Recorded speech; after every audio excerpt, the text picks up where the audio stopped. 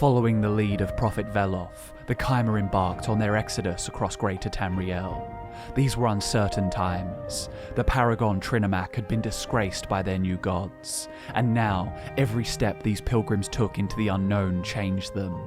Their skin turned to gold. The verdant meadows and cherry blossoms of Somerset gave way to volcanic crags and parasol mushrooms, and not even Azura's assurances could prepare them for the hostile new homeland that awaited them.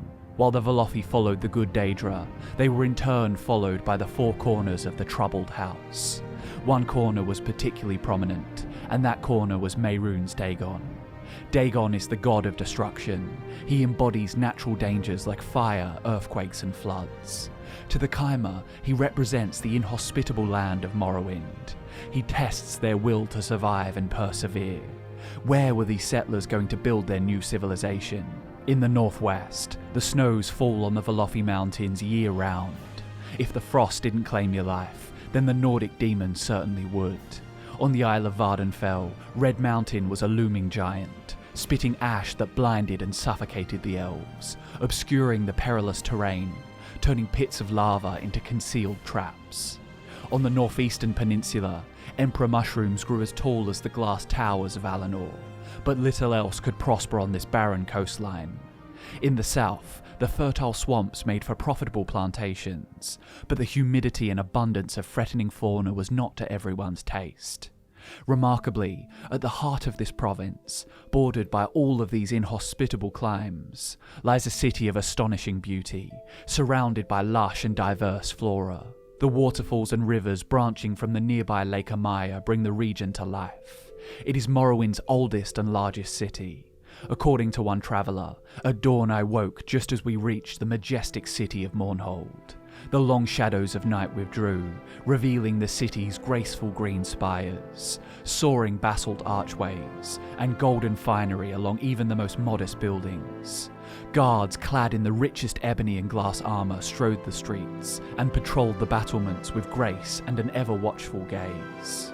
No wonder Almalexia, the Lady of Love and Mother of Morrowind, chose this to be her capital. The only thing richer than the city itself is its history. The glorious city of Mournhold earns its name from the immense amount of turmoil it's endured over the eras.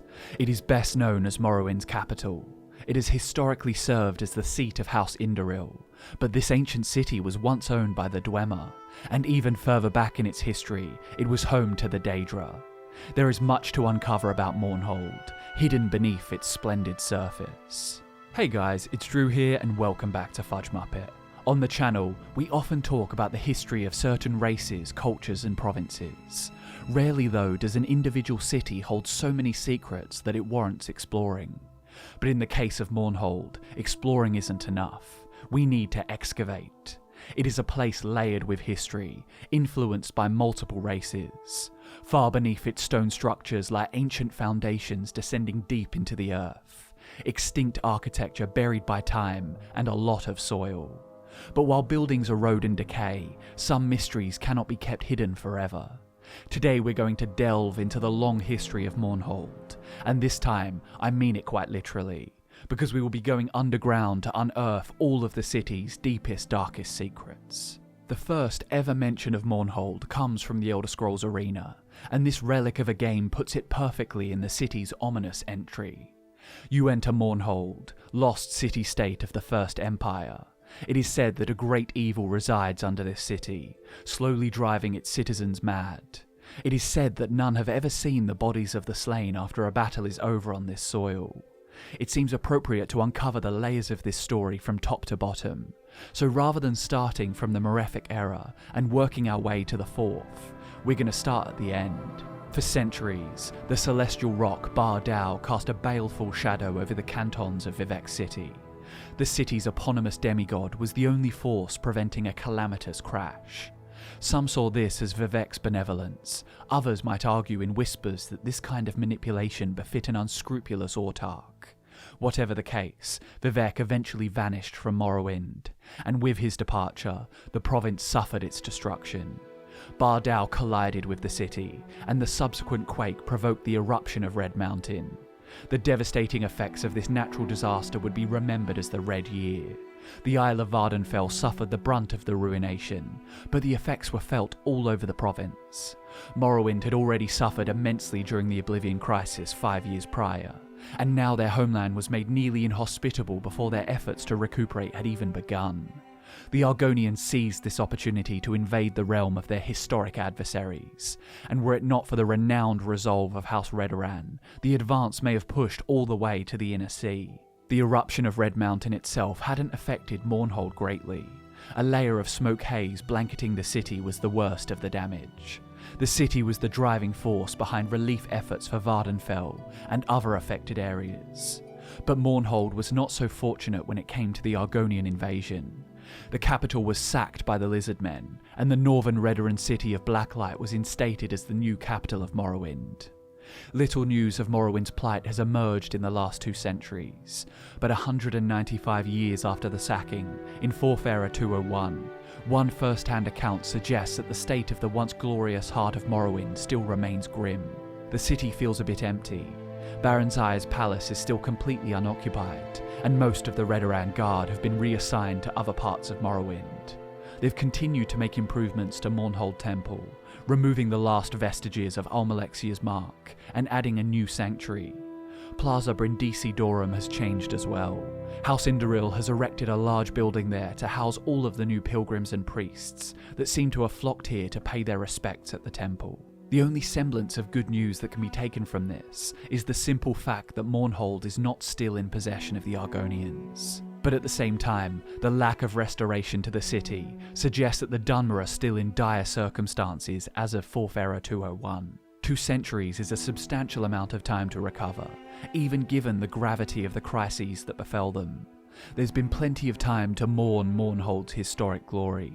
Now it's time to rebuild. So, before the trio of catastrophes that ruined Mournhold, the Oblivion Crisis, the Red Year, and the Argonian Invasion, Morrowind's capital was known to the Dunmer people as Almalexia, named after their illustrious matron and most radiant among the tribunal. Before her gradual fall from grace and death at the hands of Nerevar, Almalexia ruled over Mournhold. The city served as the seat of House Indoril, and Almalexia had long been an integral part of the Great House. Ever since early in the First Era, when she ruled alongside her husband, the legendary Hortator Indoril Nerevar. In fact, Vivek asserts that Almalexia ruled the city before Nerevar rose to power, when he was a lowly caravan guard. Anyway, after ascending to demigodhood, and after the tragic death of her husband, Almalexia maintained control over Mournhold's temple. When Tiber Septim rose to prominence in the Heartland, he sacked and laid waste to Mournhold, alongside his trusted general Symmachus. Once the city was back in Dunmeri hands, the Lady of Mercy wished to add some grandeur to her namesake and capital of Morrowind. All of Mournhold's resplendence seen throughout the Third Era can be credited to Almalexia's ambitious designs. Unlike the reclusive Sophasil, Almalexia took an active role in the lives of the Dunmer after her rise to supernatural power. House Indoril was a firm proponent of the Tribunal Temple, and Almalexia's own elite guards, the Hands of Almalexia, ensured that Mournhold would remain not only the most beautiful city in Morrowind, but also the most safe. For the most part, Mournhold was a place of peace, but during the Arnesian War of 3rd Era 396, the city was besieged, leading to the death of General Symmachus. Symmachus's lover was Queen Baron Zaya, who fled the ensuing chaos, abdicating the throne of Morrowind to her nephew Lethen. Lethen died 3 decades later, leaving Baron Zaya's son Helseth to claim the crown. As Almalexia's connection to the heart of Lorkhan began to diminish, so too did her ability to protect her people. She began to clash with her old friend Sophasil, who retaliated by unleashing clockwork fabricants on the city. This revealed a truth to the people of Mournhold that had once been little more than a wives' tale. There was something beneath the city of Mournhold that even Mother Morrowind's exquisite expansions could not conceal. But between Mournhold and Sophasil's subterranean respite, there are the ruins of old Mournhold, demolished by the most notorious enemy of the Dunmer people, the destructive corner of the House of Troubles, Mehrunes Dagon. In the year 2920 of the First Era, Mournhold became the target of the Daedric Prince of Destruction. There's one main source that can be relied upon in regards to these events, and that source is technically a work of historical fiction called 2920, the last year of the First Era. There are certainly some narrative embellishments woven into Karlovac Townway's story, but the destruction definitely took place, and as a historian, Townway assured that his writings were meticulously researched. A gout of ever-erupting flame was all that remained of the central courtyard of Castle Mournhold, blasting skyward into the boiling clouds. A thick tarry smoke rolled through the streets, igniting everything that was wood or paper on fire. Winged bat-like creatures harried the citizens from their hiding places out into the open, where they were met by the real army. The only thing that kept all of Mournhold from burning to the ground was the wet, sputtering blood of its people. Mehrunes Dagon smiled as he surveyed the castle crumbling. "To think I nearly didn't come," he said aloud, his voice booming over the chaos. "Imagine missing all this fun." His attention was arrested by a needle-thin shaft of light, piercing through his black and red-shadowed sky. He followed it to its source. Two figures, a man and a woman standing on the hill above town.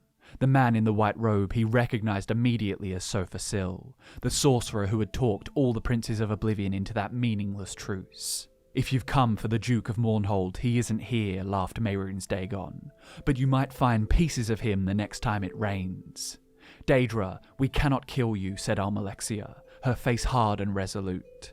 "But that you will soon regret." With that, two living gods and a prince of Oblivion engaged in battle on the ruins of Mournhold. 6 days later, Vivec met with Sophasil at Balmora. "Where is Almalexia?" Vivec inquired. "Inside," said Sophasil wearily. There was a long, ugly gash running across his jaw. "She's gravely injured, but Mehrunes Dagon will not return from Oblivion for many a moon." Almalexia lay on a bed of silk, tended to by Vivec's own healers. Her face, even her lips, was grey as stone, and blood seeped through the gauze of her bandages. It was 13 more days before she awoke. The winter morning sun glinted through the cobweb of frost on the window, and Almalexia opened her eyes. An ancient healer mopped a wet cloth across her head, smiling with relief. Asleep in the chair next to her bed was Vivec. Vivec rose with a start, and seeing Almalexia alive and awake, his face broke into a wide grin. He kissed her forehead and took her hand. At last there was warmth again in her flesh. 18 days later, Almalexia saw Mournhold again, and laid witness to the ruin Dagon had wrought. She watched over the rebuilding of the town. The spirit of the citizens was truly inspirational, she thought, as she walked among the skeletons of new buildings standing in the blackened, shattered remains of the old. Even the plant life showed a remarkable resilience. There was life yet in the blasted remains of the coneberry and rhubarb shrubs that once lined the main avenue. She could feel the pulse. Come springtide, green would bolt through the black. The land would do more than survive. It would strengthen and expand. She felt the future much more strongly than she saw the present. Of all the things she was most certain of, she knew that Mournhold was forever home to at least one goddess. So the Mournhold we see in the late Third Era was a renovation of the Mournhold we see in the mid-Second Era, and that Mournhold was built atop the rubble of the Mournhold that Dagon razed to the ground at the conclusion of the First Era. But that is not where the city's story ends. Rumours have been passed down hundreds of generations of a city beneath the city, one built by another race entirely. Almalexia, and especially Sophasil, were well aware of this rumour's veracity. This ancient city had a name that stinks of the Khmer people's ancient rivals, Bam Zamshend. The first edition of the Pocket Guide to the Empire indulged in these rumours when talking about Morrowind's capital, the largest and oldest city in Morrowind, named for its patron goddess. Here the intrepid traveller would find the centre of the tribunal cult, in the sprawling palace temple of Mournhold, a city within the city. This is also the seat of government of the Dark Elves, where the priests of the tribunal rule in the name of their legendary deities. Almalexia is truly an ancient city, possibly predating the Dark Elves. It is reputed to be built over the ruins of a vast dwarven city, although the current inhabitants vigorously deny this. The tales are true, and Bam Zamshend was a vast and bustling city before it was claimed by Great House Indoril. We can't say with certainty who came first, Khmer or Dwemer, But had the Dwemer taken the city from the Chimera to build beneath it, surely it would be documented in Dunmerry history. The Chimera of Resdayn could always use reasons to bolster their disdain for the Deep Elves. If the Chimera had built over a pre-existing Dwemer city, however, there would be no dwarves to ratify this affront. Perhaps Yagran Bagan could weigh in on the subject, but there are more pressing concerns during his exchanges with the Nerevarine. Bamzam-Shend was a major city to the eastern Dwemer. On at least one occasion it hosted a council meet between the most powerful and influential members of Dwemer society. It was also the home of a mystical machine called the Karstangs Bashan. This elaborate construct, housed in the vast Skybreak Gallery, was capable of controlling the weather above ground. It was a remarkable feat of engineering, and yet another example of the Dwemer using technology to meddle with powers usually preserved for the gods alone. Why the city was abandoned remains a mystery. According to Vivek, the city of Mournhold was the capital of Resdayn before Nerevar and Almalexia met, which of course predated Nerevar's death and the disappearance of the dwarves. So whatever caused the Dwemer to vacate Bamzam-Shend was unrelated to the race's final fate at the Battle of Red Mountain in First Era 700. Strangely, ash piles can be found in the ruins, suggesting that the former residents died here. But when the Dwemer vanished, they didn't leave behind ash piles, it was only here, so maybe this was some other conflict, unrelated to the disappearance, that resulted in the deaths of many. Since Mournhold was built above it, few mortals have ventured down into the Forgotten Citadel, but Sophasil delved into the depths of this Dwemer stronghold to place a portal to his clockwork city. This clockwork globe shows his wondrous city in miniature, and only a select few have traversed the perils that separate it from the surface of Morrowind. The entrance to the ruins of Bamzam-Shend can be found in the Brindisi Dorum Plaza, beneath the statue depicting Almalexia's battle with Mehrunes Dagon. Now, the presence of dwarven citadels beneath surface-level settlements is not unheard of, and not overly uncommon. After all, in Morrowind, Skyrim, and even Hammerfell, the Dwemer were once widespread, building their empire in enormous caverns carved with tonal architecture. But one thing that is entirely unprecedented is the presence of ruins beneath Dwemer cities, belonging to entirely different cultures. Below Bamzam-Shend lies Noranen Dur, an ancient Daedric ruin, inhabited by all manner of lesser Daedra, even skeletons and the undead. Time has forgotten this primeval infernal shrine, and beyond its dark secrets lies an incredibly rare resource of immense value.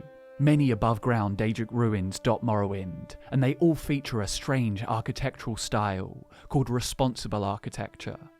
This style was one of the many lessons bestowed upon the Chimera by the good Daedra. To prevent a resurgence in Daedra worship among more Oblivion-inclined Dunmer, ordinators were tasked with stopping pilgrimages to these sites, and in some cases, the entrances to these ancient shrines were sealed off entirely. As for Noranen Dur, there is one known way to enter this long-forgotten sanctum. One must destroy a wall in Bamzam-Shend with a satchel pack explosive of Dwemer design. Noranen Dur's antechamber splits off in two directions. The grand staircase descends into a room inhabited only by the undead, perhaps the residents of the long-deceased Daedra worshippers. The other path, through the teeth that gnash, leads to the citadel of Mindrur. Even after all these years, the Lord of Mindrur, a Dremora named Kash-T Drur, lurks in isolation, accompanied only by his infernal servants. From his citadel, one door leads to the Basilica of Divine Whispers, where shrines to the Daedric princes can be found. The only other passageway in Mindrur is more difficult to traverse, nestled in the cavern's ceiling. To pass through it, one must levitate. Through this entrance lies the Wailing Delve, a perilous waterfall descending deep into the bowels of Nirn.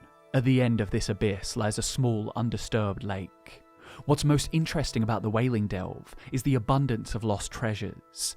Authentic Daedric armour is incredibly rare in Morrowind. Halfway down the Wailing Delve lies a Daedric cuirass and a left pauldron. The only other known corresponding armour pieces in the whole province are worn by Daedhae Fear, and only a fool would be willing to duel the 4,000-year-old wizard for such prizes. The lost item that stands out to me most, though, is the Dwemer Pneuma Trap, one of two in existence. It raises the question, did the dwarves of Bamzam-Shend learn of this Daedric citadel beneath their home? Did they fight with Kashti Drur and seal him off behind heavy walls of stone to keep his malevolence buried? This dwarven battle axe has the ability to trap souls, and I wouldn't put it past the daring dwarves to not only defeat Kashti, but also desire to capture his essence. Upon further investigation, however, it would seem that the wielder of this battle axe likely came upon Norrin and Dur much later. In the Wailing Delve, there is also a copy of the book titled The Black Arrow Volume 2, which wasn't published until the late Third Era. The presence of a greater soul gem in the Wailing Delve also suggests that an ambitious tomb raider left behind this axe. A greater soul gem is not powerful enough to capture a Dremora lord, so had this unknown explorer used it on Kashti, it would have failed. It seems that they instead used it on a Frost Atronach before their adventure came to a grisly end. Lord Drur probably killed the sorry soul and cast him with his belongings into the delve. How these items and their possessor entered Norrin and Dur without blasting the walls of Bamzam Shend is another mystery in itself. There's one more thing about Norrin and Dur that stands out.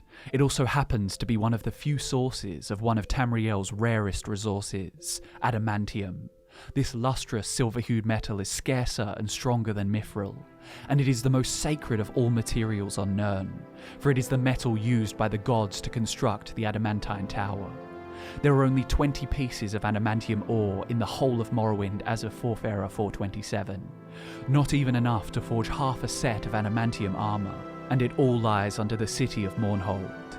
More deposits would have existed in order to create the armour pieces found in and under Mournhold, but once again, all traces of this material in the province are found here at the pinnacle of the Dunmer homeland. Of course, this can be chalked up to game mechanics, as the Tribunal expansion, which introduced adamantium armour, was centred around Almalexia and her eponymous city.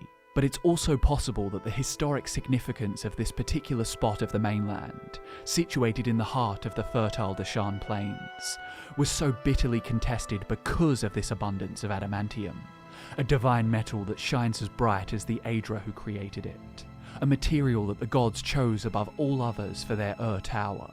Perhaps the Chimer stumbled upon these adamantium deposits by chance while building a grand shrine to the Daedra, and the Dwemer, who occupied the subterranean reaches of Resdain long before the Changed Ones arrived, coveted it for themselves. Before the First Council brought peace to the two races, the Chimer and Dwemer had always been at each other's throats. The Pocket Guide 3rd edition states that disputes over territory marked the early interactions between the two groups of Mer. These battles were fueled by the conflicting religious beliefs of the two cultures. While the Dwemer were an agnostic people, preferring reason to faith, the Chimer were staunch Daedra worshippers, and considered the Dwemer's lack of belief an affront to their gods. The story of Mournhold reminds me of the fabled ancestral home of elvenkind, a continent called Aldmeris. The same edition of the Pocket Guide speaks of ancient Aldmeri tapestries, stored in the Crystal Tower of Somerset. In every surviving tapestry, the woven image portrays Aldmeris as a beautiful but very strange land. It appears always as an endless city, built upon itself over and over again. In the Malefic times, when Veloth first led his people to their new home, a magnificent temple to the Daedric princes was built on the plains, and its many halls and chambers spread underground, all adhering to Boethiah's responsible architecture. Then came the dwarves, who sealed away the darkest, deepest recesses of this wretched, idolatrous place. Before long, the Chimer reclaimed it, and built their capital city atop it. Mehrunes Dagon destroyed it, and it was built again. During her reign, Almalexia transformed the city even more, making it the most beautiful and cultured place in the realm. But then came the Oblivion crisis, and the Red Year, and the Argonian invasion. In 4th Era 201, Mournhold still stands, but its erstwhile glory is a waning memory. The surviving inhabitants of the former capital are doing what they can to rebuild, applying a new layer of architecture on top of the many that came before it. And that is the story of Morrowind's ancient and mysterious capital, the home to Daedra, dwarves and dark elves.